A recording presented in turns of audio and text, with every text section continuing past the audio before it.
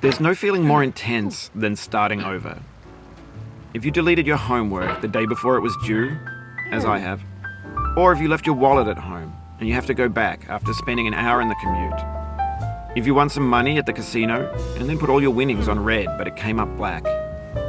If you got your best shirt dry cleaned before a wedding and then immediately dropped food on it. If you won an argument with a friend and then later discovered that they just returned to their original view.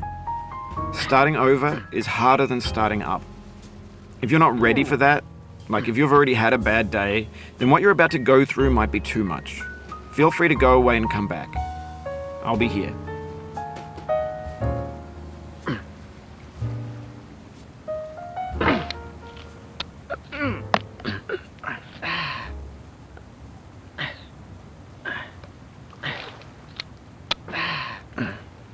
Alright, thanks for coming with me on this trip.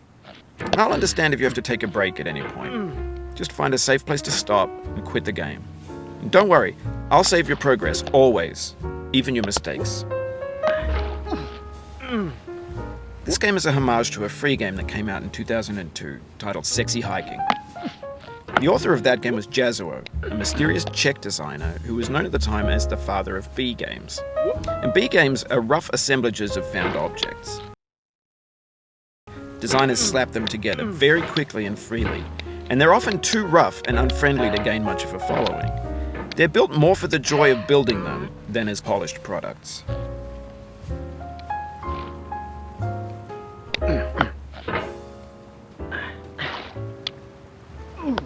No.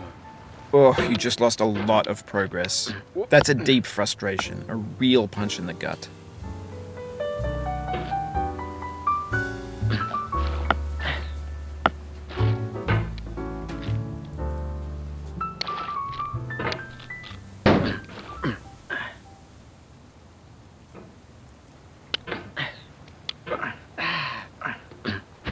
In a certain way, Sexy Hiking is the perfect embodiment of a B game. It's built almost entirely out of found and recycled parts, and it's one of the most unusual and unfriendly games of its time. In it, your task is simply to drag yourself up a mountain with a hammer.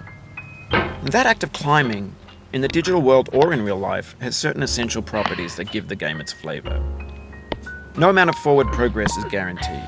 Some cliffs are too sheer or too slippery, and the player is constantly, unremittingly in danger of falling and losing everything.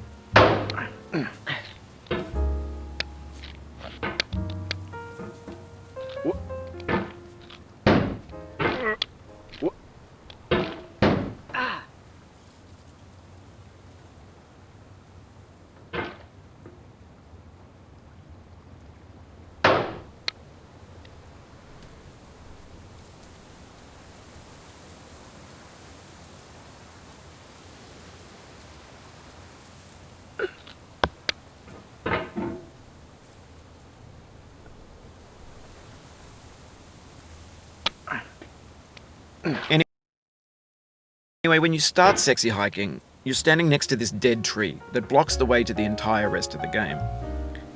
It might take you an hour to get over that tree, and a lot of people never got past it.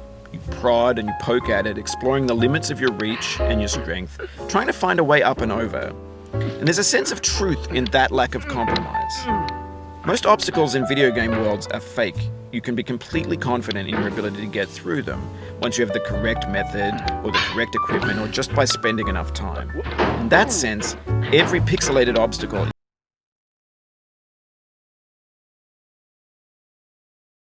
in Sexy Hiking is real.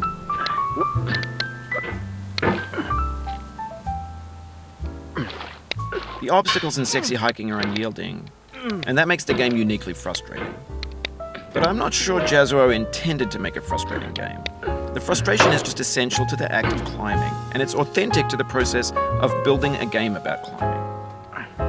A funny thing happened to me as I was building this mountain. I'd have an idea for a new obstacle, and I'd build it, test it, and it would usually turn out to be unreasonably hard.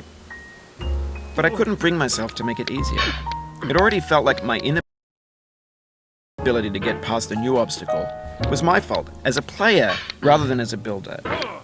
Imaginary mountains build themselves from our efforts to climb them, and it's our repeated attempts to reach the summit